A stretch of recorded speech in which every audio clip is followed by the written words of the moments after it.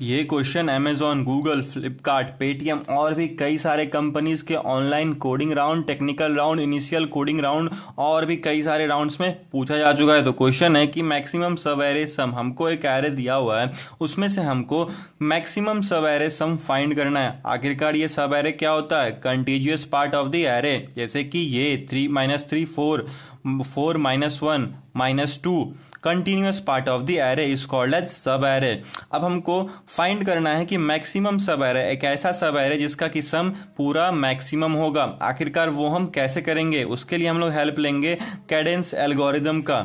और वो आखिरकार क्या होता है? देखो, ये जो हमारा गिवन एरे है, इसमें हम लोग सिंपली अपना ट्रैवर्सल स्टार्ट करते हैं। तो पहले मुझे दिखा -2, मैंने क्या किया, अपने सम में डाल दिया -2 और मैक्सिमम को मैंने कर दिया -2।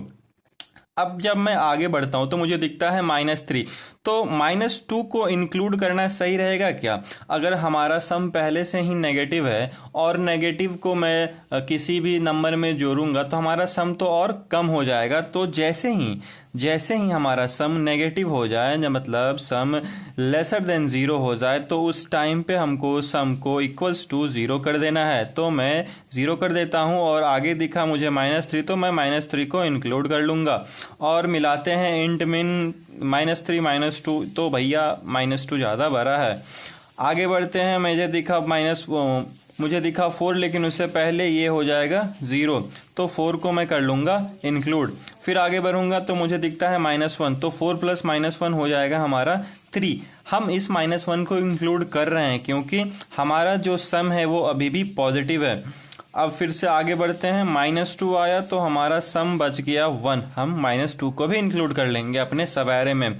फिर हम आगे बढ़ते हैं तो आया 1, ये हो जाएगा 2।